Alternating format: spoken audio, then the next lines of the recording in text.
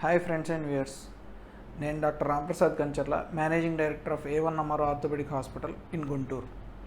ఇవాళ ఈ వీడియోలో మనం అసలు ఈ మోకాళ్ళు నొప్పి చిన్న వయసుల వాళ్ళకి ఎందుకు వస్తుంది, దీనికి ముఖ్య కారణం ఏంటి అనే దాని గురించి చూసి తెలుసుకుందాం.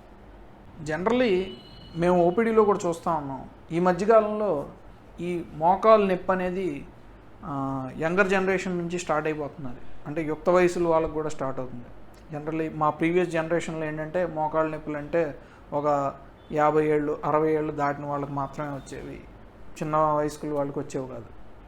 బట్ ఇదే మోకాళ్ళ నొప్పి ఇప్పుడు చిన్న వయసు నుంచి ఎందుకు స్టార్ట్ అవుతుంది, అసలు దానికి కారణం ఏంటి అని చూస్తే, యాక్చువల్లీ ఎల్డర్లీ అంటే పెద్ద వయస్కుల వాళ్ళలో వచ్చే మోకాళ్ళ నొప్పి కారణం అనేది డిఫరెంట్, చిన్న వయసుల్లో వచ్చే మోకాళ్ళ నొప్పి కారణం అనేది డిఫరెంట్.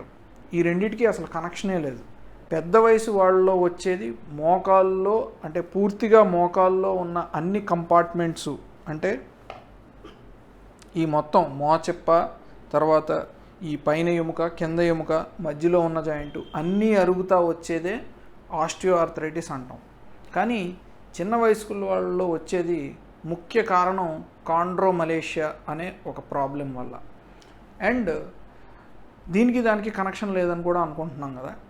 ఈ కాండ్రోమలేషియా అనేది కూడా ఒక రకమైన కొంచెం ఆస్టియోఆర్థరైటిస్లో ఉన్న ఫీచర్సే ఉంటాయి. కాకపోతే ఇది ఉన్న వాళ్ళలో పెద్ద వయసు వాళ్ళు అయ్యాక మోకాలు అరుగుతుంది, ఆస్టియోఆర్థరైటిస్కి గురి చేస్తుంది అని మాత్రం ఏమాత్రం డేటా లేదు, అండ్ దానికి దీనికి కనెక్షన్ లేదు. సరే, అసలు ఈ కాండ్రోమలేషియా అంటే ఏంటి అనేది చూస్తే కనుక మనం అసలు ఈ కాండ్రోమలేషియాలో ఏమవుతుంది, ఇది మన మోకాలు, ఇది ఎదురు భాగంలో ఉన్న మోచెప్పకి చుట్టూరా ఈ కాండ్రోమలేషియాలో పెయిన్ అనేది స్టార్ట్ అవుతుంది. ఈ మోచెప్ప చుట్టుపక్కల భాగంలో స్టార్ట్ అవుతుంది. ఏమవుతుంది దీనిలో పక్క నుంచి చూస్తే కనుక ఈ మోచెప్ప వెనక భాగంలో ఉన్న స్మూత్ లైనింగ్, అంటే మృదులాస్థి కార్టిలేజ్ అనేది డ్యామేజ్ అవ్వటం జరుగుతుంది ఈ కాండ్రోమలేషియాలో. దీంతోపాటు there is a small mall tracking, patella mall tracking అంటాం. అంటే పటెల్లా ఈ తొడ ఎముక యొక్క సెంటర్లో ఉండకుండా, ఈ విధంగా సెంటర్లో ఉండకుండా లైట్గా కొంచెం పక్కకు జరుగుతుంది. ఇది ఎందువల్ల జరుగుతుంది అంటే, ఈ లోపల వైపు ఉన్న తొడ కండరాలు ఏదైనా కారణం వల్ల అవి వీక్ అయితే కనుక బయట వైపు కండరాలు ఎక్కువ పనిచేసి ఇది కొంచెం ఈ మోచెప్ప అనేది బయట వైపుకి జరగటం స్టార్ట్ అవుతుంది. దీనివల్ల లోపల వైపు స్ట్రెస్ తక్కువ పడి బయట వైపు స్ట్రెస్ ఎక్కువ పడటం వల్ల ఇటువైపు ఉన్న కార్టిలేజ్ కొంచెం డ్యామేజ్ అవ్వటం స్టార్ట్ అవుతుంది. అండ్ అదే మన మోచెప్ప అంటే ఈ కాండ్రోమలేషియా పెయిన్కి దారితీస్తుంది. సరే, అసలు ఈ కాండ్రోమలేషియా అనేది ఎవరిలో వస్తుంది, అండ్ మనం ఏమన్నా ప్రివెంటివ్ మెషర్స్ వల్ల దీన్ని అధిగమించవచ్చా అసలు రాకుండానే అనేది చూస్తే కనుక కొన్ని రిస్క్ ఫ్యాక్టర్స్ వల్ల దీన్ని మనమే ముందర గుర్తించవచ్చు. ఫస్ట్ రిస్క్ ఫ్యాక్టర్ ఏంటంటే యంగ్ ఫీమేల్స్లో మేము చూస్తూ ఉన్నాం. అంటే ఒక 30-40 ఇయర్స్ ఫీమేల్లో ఈ మధ్య కాలంలోనే వాళ్ళు కొంచెం బరువు పెరుగో, అంటే హార్మోనల్ చేంజెస్ వల్ల బరువు పెరుగో, లేదంటే ఓవర్ యాక్టివిటీ అనేది బాగా ఈ మధ్యన ఇంట్లో పని వల్ల, లేదంటే జాబ్ వల్ల, ఏదైనా అలా దానివల్ల యాక్టివిటీ పెరిగితే ఈ యంగ్ ఫీమేల్స్లో ఇవి వస్తూ ఉంటాయి. ప్లస్ సన్ ఎక్స్పోజర్ వేళ్ళలో కూడా చాలా తక్కువ ఈ ఫీమేల్స్లో. సో ఒక రకంగా విటమిన్ డి డెఫిషియన్సీ కూడా ఈ కాండ్రోమలేషియాకి యాడ్ అవుతుంది. సో ఒక యంగ్ ఫీమేల్ని తీసుకుని, అంటే ఈ మధ్యకాలంలోనే కొంచెం బరువు పెరిగి, కొంచెం ఇంట్లో యాక్టివిటీ పెరిగి, బయటకు రావటం తగ్గించేసి ఇంట్లో పని మాత్రమే ఎక్కువ చేయటం వల్ల ఈ టిపికల్ ఒక 30-40 ఇయర్ ఫీమేల్, అంటే ఆడవాళ్ళలో ఈ మోకాళ్ళ నొప్పులు స్టార్ట్ అవటం అనేది మనం చూస్తూ ఉంటాం.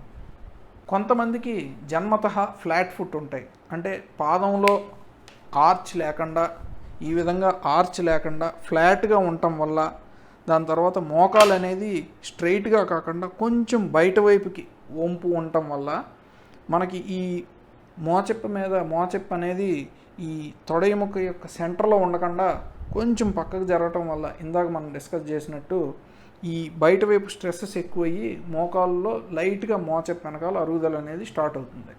సో ఈ కాండ్రోమలేషియాలో కేవలం మోచెప్ప యొక్క వెనక భాగంలో కొంచెం స్ట్రెస్సెస్ ఎక్కువ పడటం వల్ల అక్కడ ఉన్న మృదులాస్థి కార్టిలేజ్ కొంచెం డ్యామేజ్ అవటం వల్ల ఇది స్టార్ట్ అవుతుంది.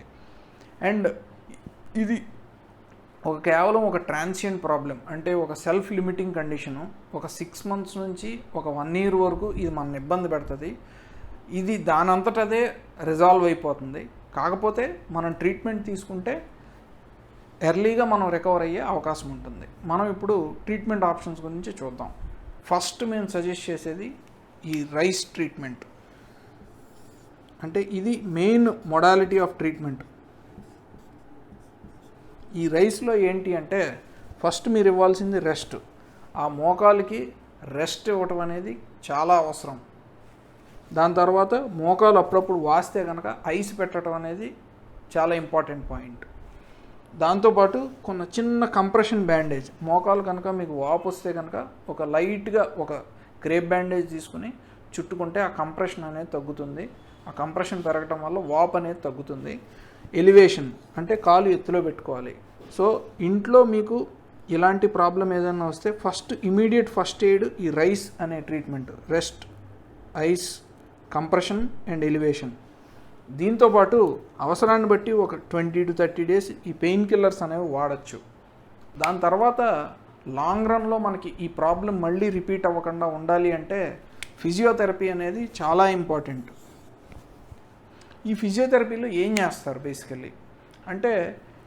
బేసికలీ ఈ ప్రాబ్లం యొక్క పెథాలజీని బట్టి ఈ ఫిజియోథెరపీ ఎక్సర్సైజ్లు అనేవి డిసైడ్ చేయడం జరిగింది. అంటే మనం ఇందాక అనుకున్నట్టు ఈ పటెల్లా అంటే మోచెప్ప అనేది బయట వైపుకి జరగటం వల్ల ఈ ప్రాబ్లం వస్తుందని, కాబట్టి మనం లోపల వైపు ఉన్న బేసికలీ ఫిజియోథెరపీలో ఈ లోపల వైపు ఉన్న కండరాలను మనం బలపరిస్తే ఈ మోచెప్ప అనేది మళ్ళీ ఇలాగ సెంటర్లో కూర్చోవటం వల్ల మళ్ళీ ఇటువైపు ఉన్న స్ట్రెస్సెస్ అంటే బయట వైపు ఉన్న స్ట్రెస్సెస్ తగ్గి, అంటే ఒత్తిడి తగ్గి స్లోగా మోచెప్ప అనేది మళ్ళీ సెంటర్లో కూర్చుంటుంది. అండ్ లాస్ట్గా మనం ఫాలో అవ్వాల్సింది ప్రికాషన్స్. ఏమేం చేయకూడదు ఇందులో అంటే ఏ యాక్టివిటీలో కూడా మోకాలని 90 degrees కన్నా వంచడం అనేది ఎట్టి పరిస్థితుల్లో చేయకూడదు. అంటే సైక్లింగ్ ఫస్ట్ అవాయిడ్ చేయాలి. ఎందుకంటే మేము జనరల్లీ చెప్పేది బరువు తగ్గడానికి సైక్లింగ్ చేయండి అండ్ మోకాలు అరుగుదల ఉన్న సైకిల్ చేయొచ్చు అని. బట్ పర్టికులర్లీ ఈ కాండ్రోమలేషియా ప్రాబ్లంలో సైక్లింగ్ అనేది అవాయిడ్ చేయాలి. ఎందుకంటే 90 degrees కన్నా ఎక్కువ వంచడం అనేది జరుగుతుంది ఈ సైక్లింగ్లో. సో ఇలా 90 degrees కన్నా ఎక్కువ వంచితే ఈ మోచెప్ప అనేది ఈ తొడ ఎముకకి రాసుకొని ఎగ్జాక్ట్గా ఆ మోచెప్ప మీద స్ట్రెస్సెస్ ఎక్కువ పడతాయి, అంటే ఒత్తిడి ఎక్కువ పడుతుంది. సో నొప్పి పెరిగే అవకాశం ఉంటుంది. కాబట్టి ఫస్ట్ థింగ్ సైక్లింగ్ అవాయిడ్ చేయాలి. అండ్ కింద కూర్చోవడం అనేది అవాయిడ్ చేయాలి. అంటే స్క్వాటింగ్ అంటే ఇండియన్ టాయిలెట్ ఉపయోగించడం, తర్వాత కింద కూర్చోవటం అనేది అవాయిడ్ చేయాలి. అంటే ఏ యాక్టివిటీలో కూడా మనం మోకాల్ని 90 degrees కన్నా వంచడం అనేది చేయకూడదు. సో ఫైనల్లీ ఈ కాండ్రోమలేషియా ప్రాబ్లం అనేది మనం ఎర్లీగా గుర్తించగలిగితే విత్ ట్రీట్మెంట్ మనం దీన్ని ఓవర్కమ్ చేయగలం.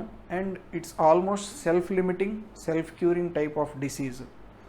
And thank you for watching our video. And please like and share our content మీకు నచ్చితే కనుక. And subscribe to our channel.